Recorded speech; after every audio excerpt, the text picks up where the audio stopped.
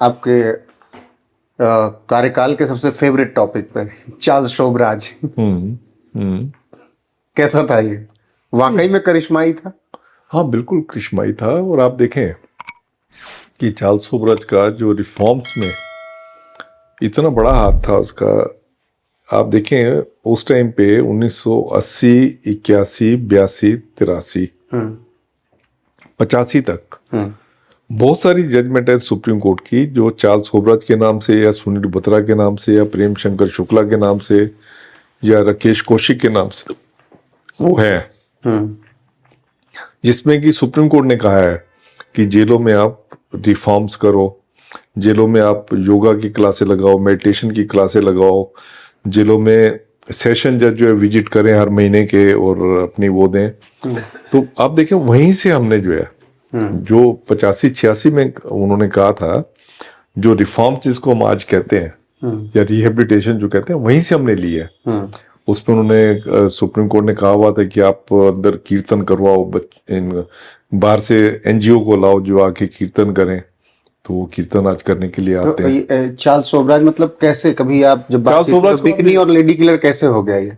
नहीं, बाहर कैसे लड़कियों को जैसे मैंने आपको बताया कि एक आदमी बाहर कुछ भी हो पर जेल में आके उसका रोल जो है रिवर्सल हो जाता है। जेल में उसको आपको कंडक्ट अपना मेंटेन करना पड़ता है, वो हर एक कैदी को काम करना पड़ता है। जैसे मेरा आप देखेंगे, मैंने जैसे लीगल एड वगैरह स्टार्ट की थी वहां पे, तो उसमें ये वॉलंटियर हुआ, इसने कहा मैं लाइब्रेरी वगैरह जो है इसकी बना देता हूँ। इसने लाइब्रेरी वगैरह बड़ी अच्छी बना दी थी, लीगल लॉ लाइब्रेरी।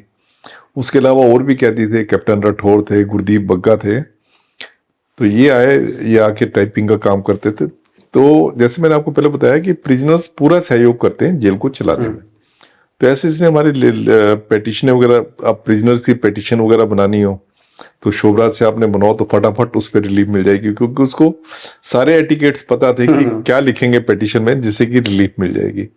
इसलिए आपको विश्वास नहीं होगा कि अब लीगल एड सेल सब जगह खुली हुई है।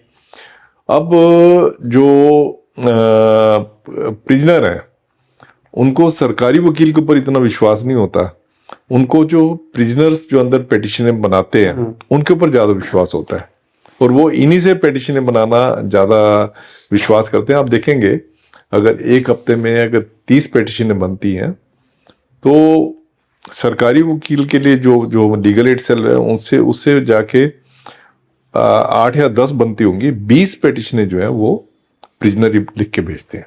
अच्छा, तिहाड़ में चार्ल्स शोभराज का कोई अफेयर शुरू हुआ?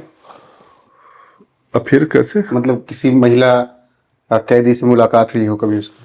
अब तो चार्ल्स शोभराज है ही नहीं। अब नहीं, तो उस वक्त उसको क्या होता था कि वो महिलाओं का काफी वो होता था, महिलाएं उसकी बड़ी प्रशंसक होती थी, बड़े बड़े जर्नलिस्ट थे, बड़े बड़े वकील होते थे, प्रोफेसर होते थे, डॉक्टर होते थे, जो कि इसको मिलने आते थे वहां पे जेल पे। और तब इसकी बी क्लास होती थी, तो बी क्लास में जैसे हम आपस में बैठे बातें कर रहे हैं ऐसे करके बातें करते थे। तो इसको बिकनी किलर तो कहते ही थे, क्योंकि इसने जो ज्यादा क्राइम किए हैं औरतों के खिलाफ किए हैं।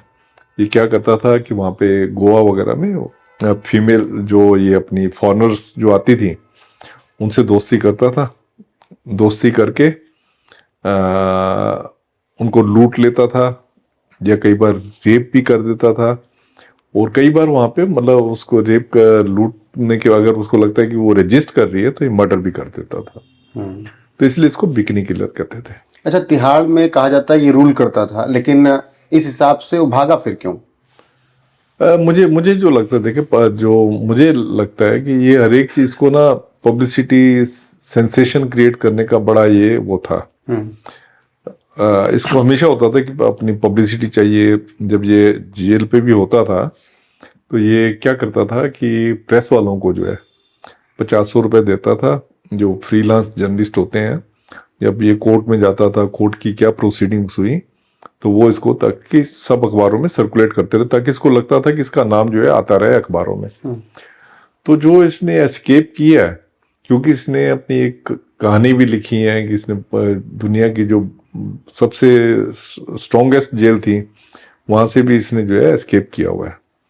तो मुझे लग रहा है इसका ज्यादा ये अब एक चाहता था, पब्लिक अटेंशन चाहता था, उसकी वजह से ज्यादा किया, या थाईलैंड में इसको शायद भेजने का चल रहा था तो ये नहीं चाहता था थाईलैंड वगैरह जाए, तो उसके लिए। पर मेन ये मुझे लगता है ये आपको शॉकिंग लगा जब ये भागा तो?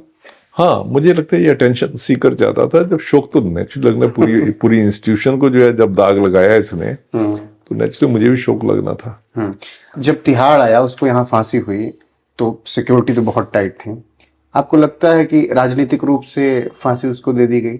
हाँ, ये मेरा सोचना था कि नहीं, उसके वकील भी कहते हैं कि जो कोर्ट ने इंडोर्स ही नहीं किया था, फांसी कैसे दे दी गई? नहीं, कोर्ट से तो ब्लैक वारंट, बिना ब्लैक वारंट के तो फांसी नहीं दे सकते।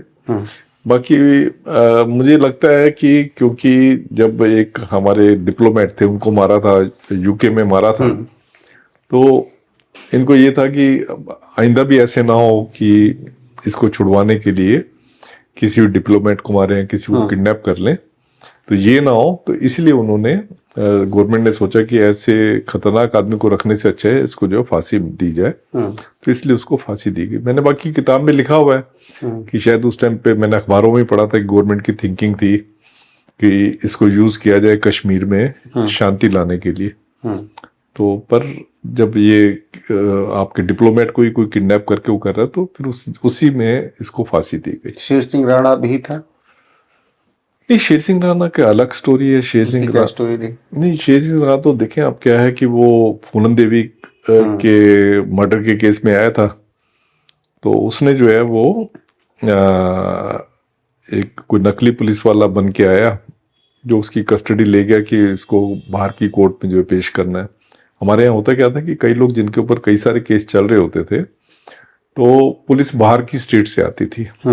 जब ये भागा तो उसके बाद से फिर हमने रूल वगैरह चेंज किए, उसमें ये करा दिया कि दिल्ली पुलिस ही जो है लेके जाएगी बाहर जो लेके जाना है। तो उन दिनों में क्या होता था कि जो बाहर से पुलिस आती थी, कई बार किनके वो नहीं, यूनिफॉर्म ठीक तरीके से नहीं पहनी होती थी, आइडेंटिटी कार्ड बहुतों के पास नहीं होते थे, जिससे कि बहुत चीजें मुश्किल का सामना करना पड़ता था। तो उसी लूप होल का इसने फायदा उठाया। उसी लूप होल में इसके नकली पुलिस वाले बन के आए और आके उन्होंने कहा कि ऐसे उसकी कस्टडी लेने आया, तो कोई कस्टडी, जेल में कस्टडी लेने के लिए अंदर आ गया। तो जेलर ने जो भी था उसने सोचा कि बिल्कुल ठीक कस्टडी लेने आया, तो बाद में पता लगा जब असली पुलिस वाले आए तब पता लगा कि ये नकली पुलिस वाले। फिल्मी खेल हो गया। फिल्मी खेल। अच्छा, जब 4 में भागा, 6 में फिर पकड़ा गया, जब मुलाकात हुई पूछा आपने कुछ? हाँ, जब इससे पूछा था तो तब ये पॉलिटिशियन वाली बातें ज्यादा कर रहा था। ये अपने आप को राजपूत का गौरव और राजपूतों का ये लीडरशिप लेना चाहता था ये पॉलिटिक्स में, तो वो वाली बातें ज्यादा कर रहा था।